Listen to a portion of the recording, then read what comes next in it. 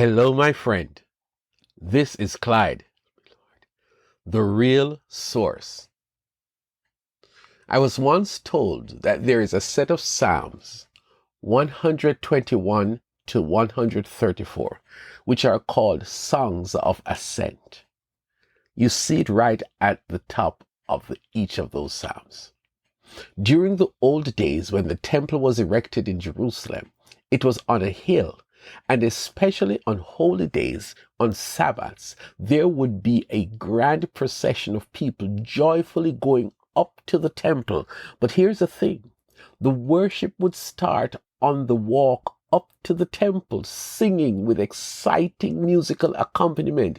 And these were the songs they would sing, the songs of ascent. My active imagination easily went there, and to see those Jewish people, thousands of them probably excited about going to temple, and their joy flows out in their songs, in music. It's as if the church is going to church, that they did not wait until they all arrived and the service began.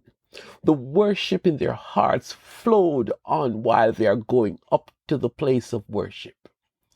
Remember when they were going to dedicate the temple that Solomon had built? They carried the Ark of the Covenant from one place to the temple, and it was like this and so much more. The king, he led the ascent, and there was music, rich and melodious music and dynamic worship. And King Solomon and the entire assembly of Israel that had gathered about him were before the ark, sacrificing so many sheep and cattle that they could not be recorded or counted.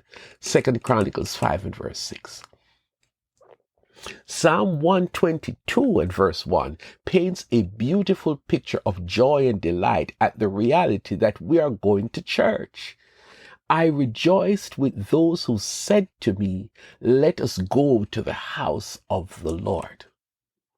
Well, today, I want us to look at one of those songs of ascent, Psalm 121. The writer starts off by describing a posture of active and direct focus, saying that he will lift up his eyes to the hills. The hills are important. The hills are a source of help.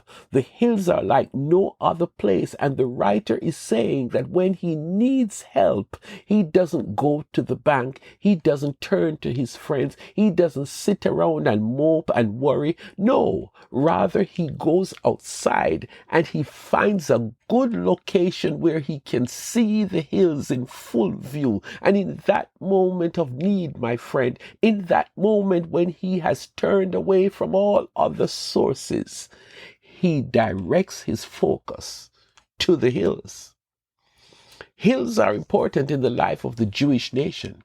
Remember when they were on the journey to the promised land and the time when God was going to reveal himself to them for the first time, God chose a hill, Mount Sinai.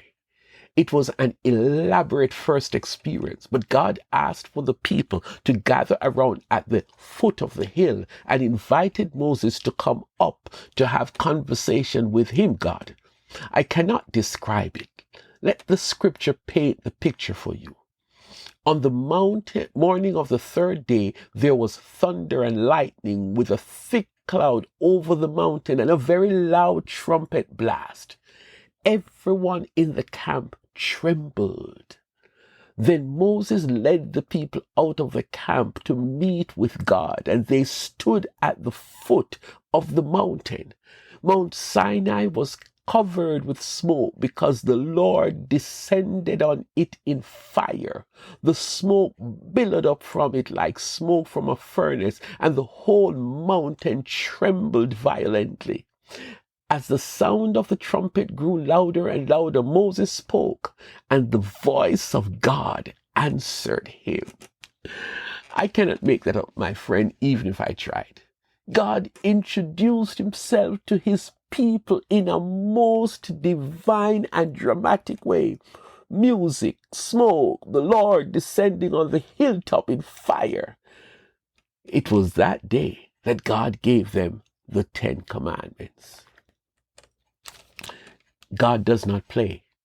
God has something important to give them, and he set the stage for the gift to be delivered, and it was done on a mountain.